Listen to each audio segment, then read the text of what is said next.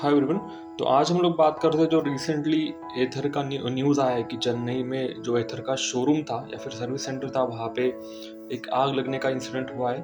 तो उसके बारे में एथर की तरफ से कुछ क्लैरिफिकेशन आया है, मैं वही आपके लिए एक्सप्लेन कर रहा हूँ। तो एथर ने दो चीज़ें प्राइमरली एक्सप्लेन की है कि जो रीज़न है इसके पीछे या फिर रीज़न हो सकता है इसके पीछे।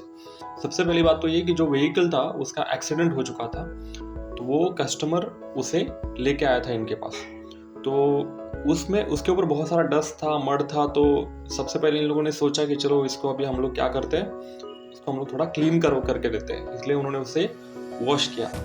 अब वॉश करने के बाद हुआ ये कि जब उन्होंने उसके पैनल्स रिमूव करना चालू किया एक बार वॉश होने के बाद, तब उनको ऐसे पता चला कि जो बैटरी के ऊपर का जो केसिंग है, राइट, जो एक प्लेट होता है उसमें क्रैक्स है। अब सडनली उनको ये पता चला कि उन क्रैक में पानी जा सकता है। तो जैसे ही उनको ऐसे पता चला कि यार ऑलरेडी बैटरी में तो क्रैक्स है और हमने इसे फास्ट एकदम हाई प्रेशर में वॉश भी किया है पानी से, तो उन्होंने डेफिनेटली ये प्रेडिक्ट किया कि इसमें पानी की वजह से अभी आग लग सकती है या फिर धुआं निकल सकता है। तो कंपनी बोलती है कि हमने उसी वक्त उस व्हीकल को जो है वो अदर व्हीकल से सेपरेट रखा और जो बाकी भी चीज़ें थी, प्रेमाइसेस था, उसको हमने सेव किया बेसिकली, कि ऐसे जगह पे हम लोग उस व्हीकल को रखा जहाँ पे वो किसी और चीज़ के टच में ना आए। तो ऑब्वियसली इसका फ़ायदा ये हुआ कि कुछ भी नुकसान नहीं हुआ एथर का, ना कोई इंसान के एक्चुअली कुछ उसे इंजरी हुई या फिर उनके जो अदर मटेरियल था उसको कुछ डैमेज हुआ है। तो और दूसरा रीज़न एथर ये बोल रहा है कि ये तो एक रीज़न है ही, डेफिनेटली है, क्योंकि आपको इसके पीछे थोड़ा साइंस भी समझना पड़ेगा कि जब लिथियम जो होता है ना वो बहुत इंटेंसली रिएक्ट करता है वाटर के साथ। तो जब वो रिएक्ट करता है वाटर के साथ तो बेसिकली होता ये है कि उससे लिथियम हाइड्रोक्साइड और हाईली इनफ्लेमेबल हाइड्रोजन निकलता है। तो हाइड्रोजन जो होता है ना वो काफ़ी मतलब ज्वलनशील काइंड ऑफ वायु होता है। तो ये रिएक्शन के बाद होता है, तो डेफिनेटली उसके वजह से आपको स्मोक दिखता है या फिर आग लगता है। और दूसरा रीज़न कंपनी ने ये भी बोला है कि जब इन्होंने इस बैटरी का इंस्पेक्शन किया या फिर इसके आउटर केसिंग का इंस्पेक्शन किया, तब उन्हें ऐसे दिखा कि कई सारे जो स्क्रू थे वो रिप्लेस किए गए थे नॉन ऑफिशियल पार्ट्स के द्वारा, मतलब जो बोलते हैं ना लोकल मैकेनिक से या फिर कंपनी के पार्ट छोड़ के वहाँ पे कुछ अलग ही स्क्रूज वगैरह यूज़ हो चुके थे।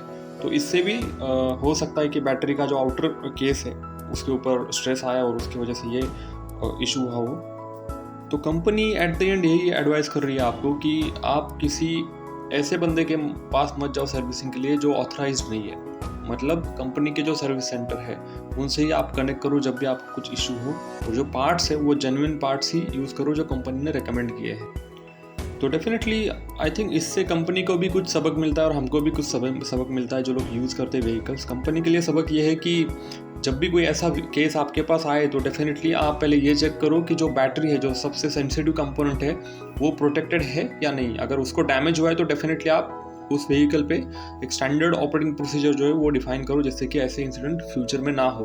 और जो यूज़र्स हैं हम जैसे उनके लिए भी एक सबक है कि पहली बात तो ये कि आप अनऑथराइज्ड सर्विस सेंटर से या फिर मैकेनिक से आप काम मत करवाओ, स्पेशली इलेक्ट्रॉनिक व्हीकल्स का, बिकॉज ये मार्केट ही नया है, ये इंडस्ट्री ही नई है और इसमें बहुत सारी चीज़ें ऐसी है जो पेटेंटेड है, कंपनी स्पेसिफिक है।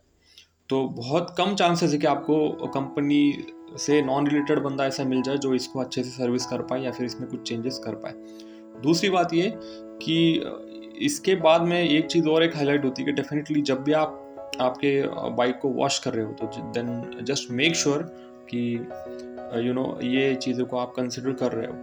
तो मुझे लगता है कि दोनों के लिए सबक है और बहुत अच्छी बात है कि एथर इसके बारे में बाहर आके उन्होंने जो चीज़ें हैं वो क्लैरिफाई की है। इससे जो ओनर्स है उनमें भी एक कॉन्फिडेंस आ जाएगा और आई थिंक इससे एक अवेयरनेस भी बढ़ेगा लोगों में कि ईवी जो होती है उसमें क्या चीज़ें इंपॉर्टेंट है जिनके ऊपर फोकस होना चाहिए, और ईवीज को चलाते टाइम या फिर ओन करते टाइम भी आपको इन चीज़ों का ध्यान ज़रूर रखना चाहिए। So thank you for watching this video guys. मैंने बहुत ही जल्दबाजी में ये वीडियो बनाया है, तो प्लीज़ वीडियो को लाइक कीजिए, शेयर कीजिए, कमेंट कीजिए। Thanks for your support. Bye bye. Thank you.